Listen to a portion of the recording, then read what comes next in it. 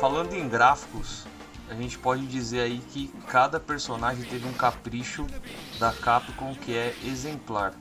Eles foram muito bem desenvolvidos e acho que a Capcom conseguiu captar muito bem a característica de cada personagem direto dos quadrinhos.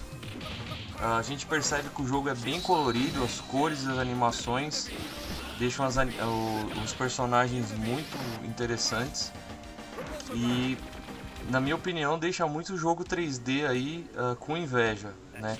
Capta muito bem a essência de cada personagem. Cada personagem também tem um estágio, então o lugar onde você luta tem relação com cada personagem. Ou seja, no jogo a gente tem 12 cenários diferentes. Esses cenários, eles têm animações, tem algumas vezes que eles interagem com a luta.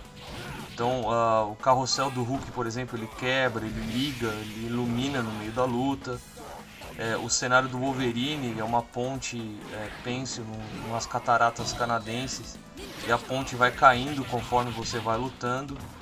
Então essas alterações de cenários deixam o jogo mais legal, mais dinâmico. Também trazem mais ação às batalhas.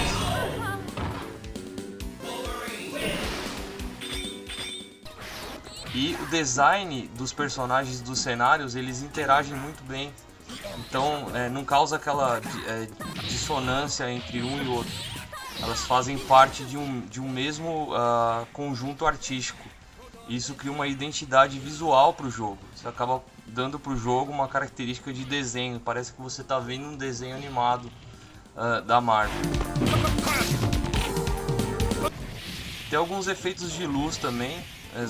Os mais interessantes para se dizer aqui é quando você termina o round com um golpe especial, ou Special Move, né? Então o jogo fica um pouco mais lento, ele dá aquele impacto para quem foi derrotado ou para quem está ganhando. E o jogo pisca a tela e aparece bem grande o nome do especial.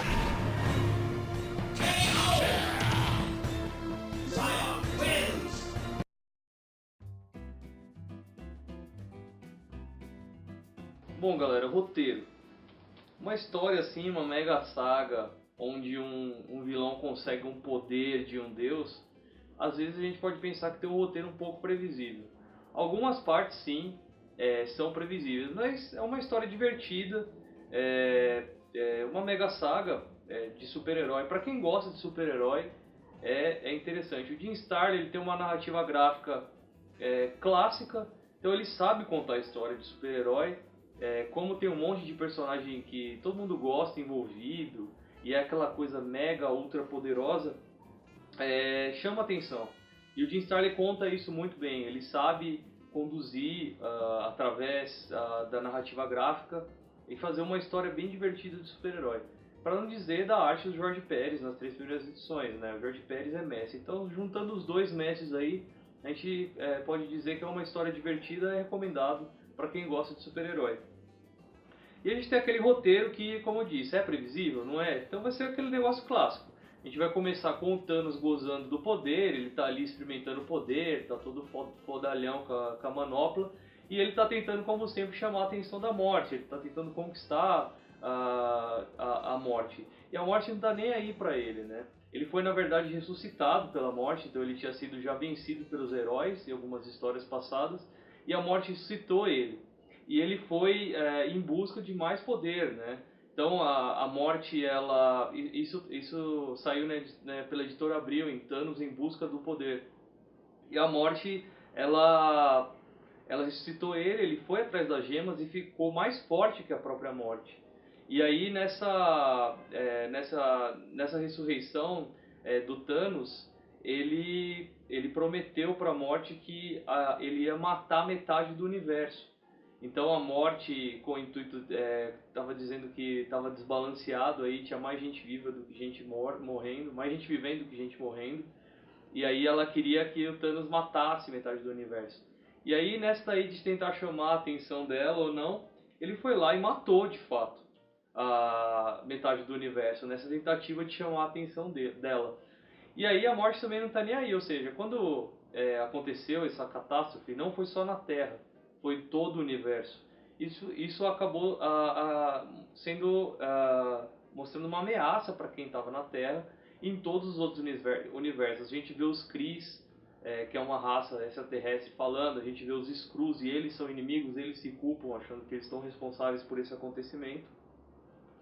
E ao mesmo tempo que está ocorrendo essa chamada de atenção do Thanos com a morte, o surfista está tentando reportar para a Terra daquela ameaça. Então ele vai procurar o Doutor Estranho e ele está totalmente preocupado. Ele fala que o Thanos está posse das gemas, ele está com poder incomensurável, etc. e tal. E ao mesmo tempo que está ocorrendo o surfista ali falando daquilo que está acontecendo, a gente vê a ressurreição do Warlock. O Warlock foi baseado em Cristo e ele tem a ressurreição dele aí, mas é uma ressurreição meio reencarnação, vou dizer assim, né? Então ele tem a ressurreição junto com o Pip da Gamora, conta numa historinha à parte ali, para que o personagem volte à ação para enfrentar o Thanos junto com os heróis. E aí o Surfista Prateado tenta ali, lógico, o pessoal não sabe nem quem é Thanos, alguns não sabem o que está acontecendo, o que é aquela ameaça, e aí vai acontecendo mais catástrofes, então aquilo vira uma urgência muito grande. E aí então os super-heróis vão todos se juntando para montar um plano, né, de ação para enfrentar o Thanos. Então eles vão se organizando, quem vai, quem não vai, como é que a gente vai enfrentar uma ameaça dessa, e aí eles fazem a ação organizada. Logo depois dessa organização, obviamente, vai ter o confronto direto com o Thanos. Então os super-heróis, alguns deles vão e enfrentam o Thanos diretamente. Tem batalhas aí que são até interessantes, mas é óbvio, né, pessoal? O Thanos está com o poder de um deus, não tem super-herói ali que vá ser capaz de enfrentar essa ameaça. E aí então, previsivelmente, como eu disse, entram as divindades da Marvel. As divindades cósmicas da Marvel enfrentam o Thanos. E aí tem a batalha então do Thanos com as divindades cósmicas da Marvel. Então tem batalha com Galactus, com Eternidade, etc e tal. E é aquela coisa, você acha que o Thanos vence ou que o Thanos não vence? Bom, aí é o que eu não posso dizer, pessoal. Aí fica como aquela história clássica. É aí que você vê que o Jim Starlin tem a sua criatividade. Ele consegue partir ali para vias diferentes que você não espera. Tá? Tem personagens novos que entram. Mas é aquela premissa clássica do Senhor dos Anéis, né? É até interessante. Objeto de poder, então tem as gemas, objeto de poder no Senhor dos Anéis é o anel. E é aquela coisa que o vilão menos espera. Então a menor ameaça de todas é aquela que é menos previsível de te atingir, é a que vai te atingir. O Thanos ele é um personagem que ele sempre se sabotou, se você for ver assim, né? Ele tem aquela ingenuidade, digamos. É uma coisa que eu acho até interessante. Ele é todo fortão, todo deus, mas ele tem aquela ingenuidade de querer conquistar a morte a todo tempo. Mas ele se sabota. E aí, quem derrotou o Thanos? Leia o quadrinho.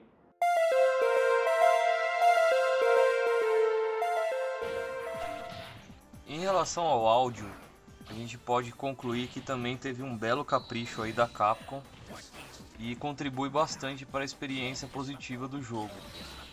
A Capcom teve um capricho bem grande aí em desenvolver os efeitos sonoros para os golpes dos personagens.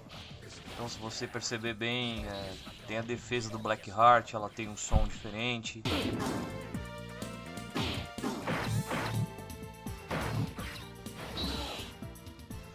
A gente tem o impacto dos golpes, o som dos projéteis.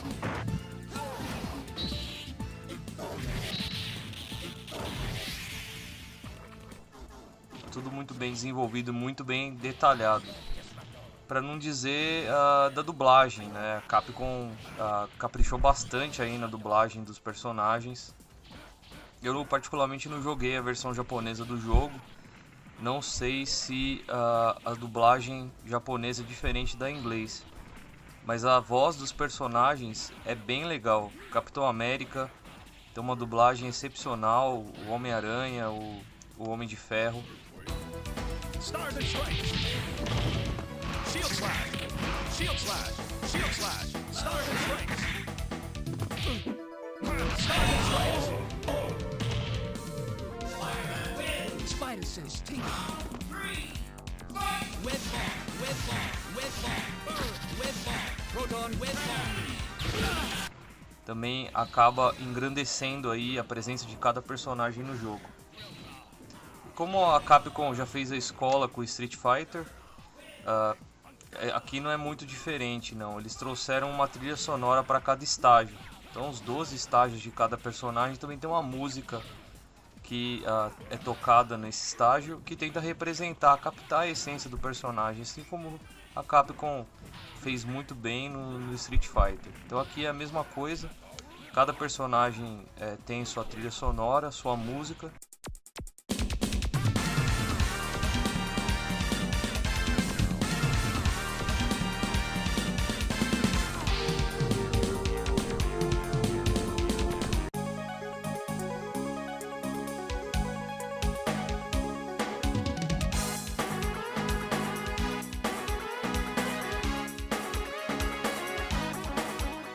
As trilhas são estendidas para o final de cada personagem, quando você termina o jogo, e também na cena de vitória.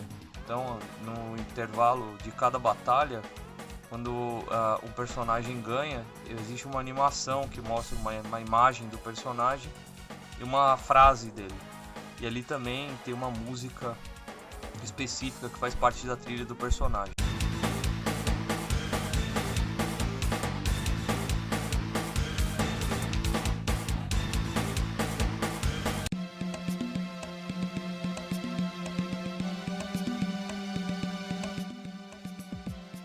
O áudio é excepcional, eu particularmente acho que ele agrega muito para o jogo.